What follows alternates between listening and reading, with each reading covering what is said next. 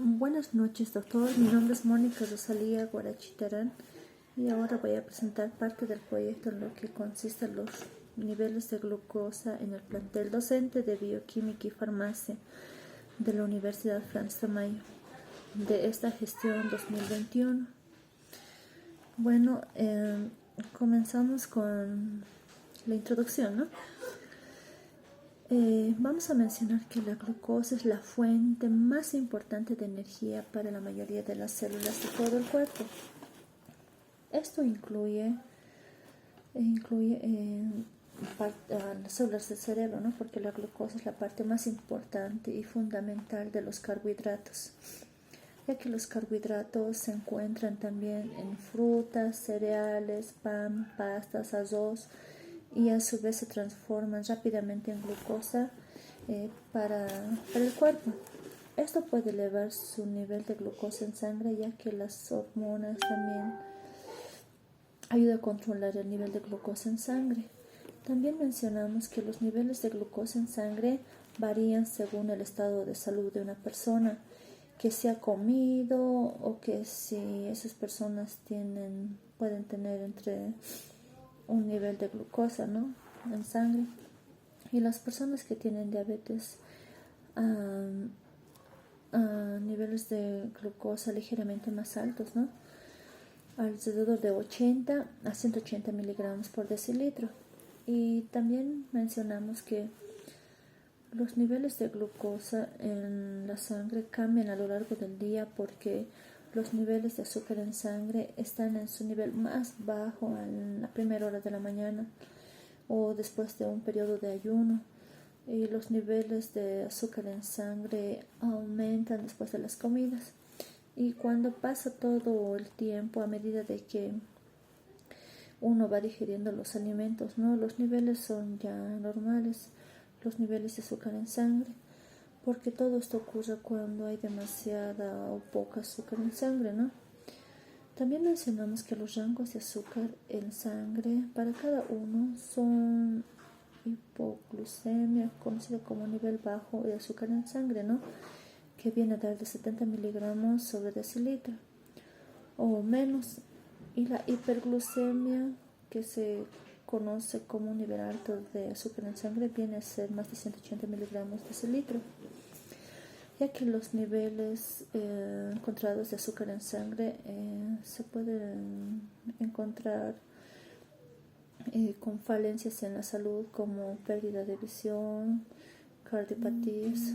Nuestro planteamiento de problema es que el grado de azúcar en sangre se preserva a un rango bastante estrecho y constante, lo cual se debería practicar a la acción de dos hormonas, que es la insulina por la hipoglucemia y el glucagón, que es la hipoglucemia, ¿no?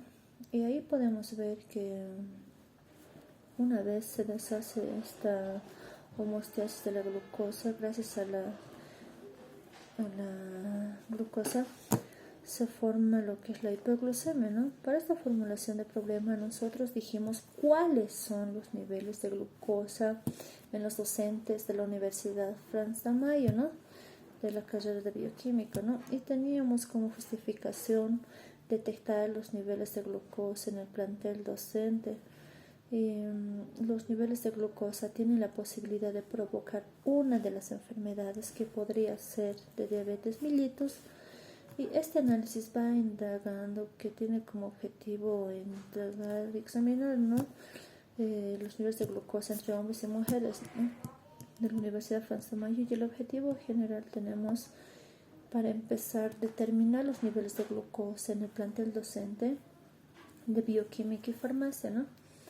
Entre los objetivos específicos tenemos investigar conceptos, información sobre los niveles de glucosa en sangre, categorizar el modo y el ambiente y el estilo de vida y en cuanto a la alimentación que tienen los docentes, y determinar la prueba de glucometría de los docentes. En el planteamiento de hipótesis también tenemos la mala alimentación, la falta de actividad física, el desapego a la administración de medicamentos y el estado de ánimos, que puede ser un factor de riesgo. También mencionamos que el marco teórico, la glucosa, el glucógeno y el glucagón, ¿no?, que son muy importantes.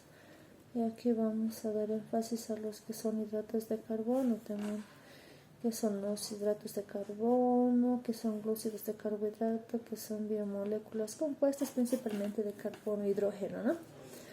Y las principales funciones tenemos los seres vivos,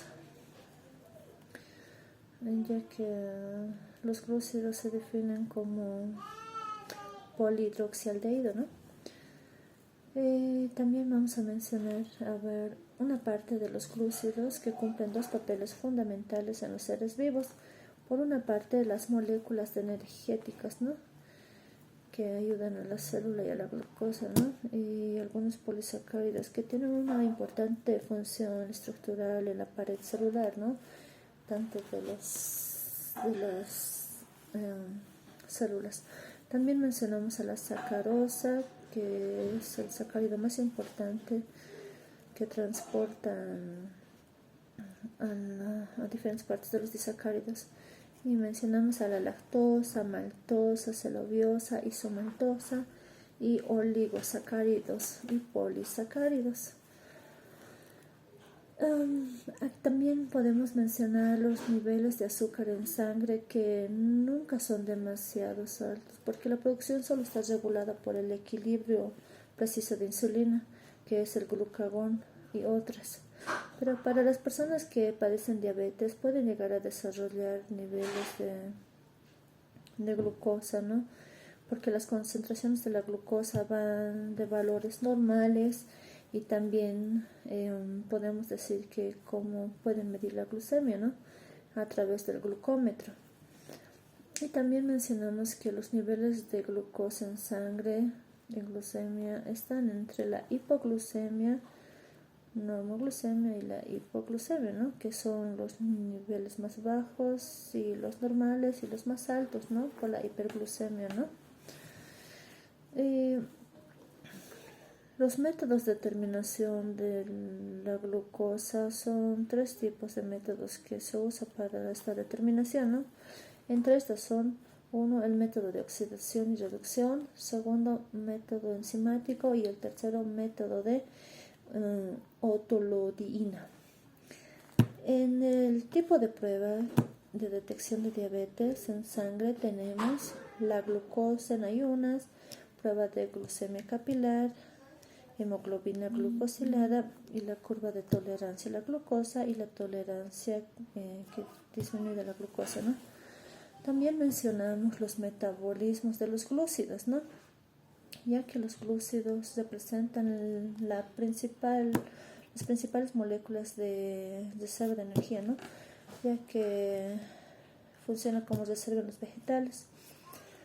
Las principales rutas metabólicas de los glúcidos son la glicólisis, la fermentación, gluconeogénesis, después el ciclo de las pentosas y glucogenólisis. Bueno, también vamos a mostrar a lo que son parte de los aldehídos, que son caracterizados por su grupo funcional carbonilo, ¿no? Y también que tienen como característica la doble unión del grupo carbonilo, ¿no?, que es una parte covalente y una parte iónica del grupo carbonilo, que está polarizado, ¿no?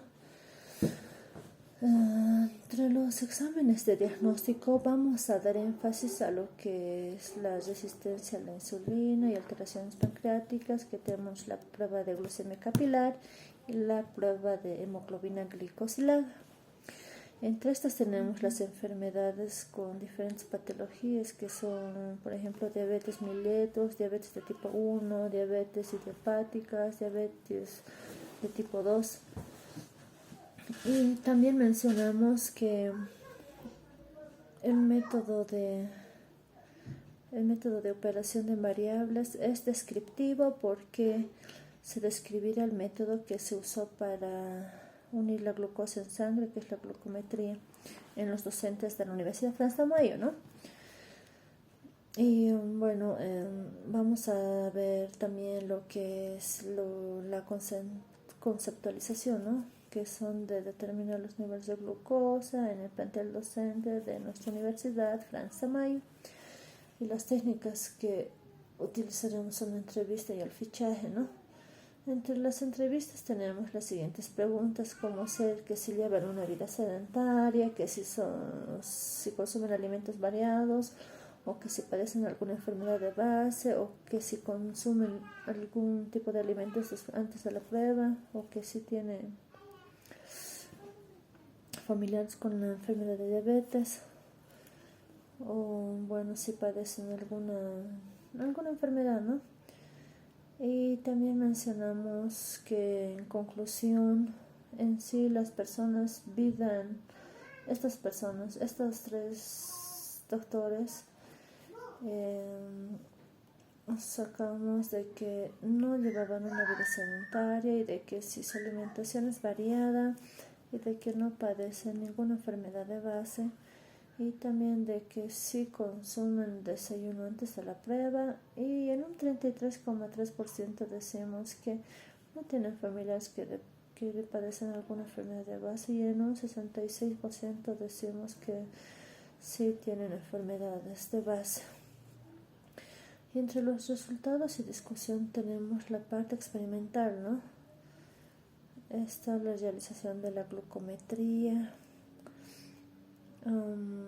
Y para estos tres docentes, que es la doctora Teresa Medrano Romero, la doctora Salcedo y la doctora Sofía Fernández, y dando como resultado de cada uno están entre 90, 95 y 90 miligramos de cilitro a las tres doctoras, ¿no? Las tres pacientes, antes de someterse a la prueba de glucometría, se puede decir que se encontraban en parámetros normales, y decimos que es importante los carbohidratos para desarrollar funciones en todo el día, ¿no?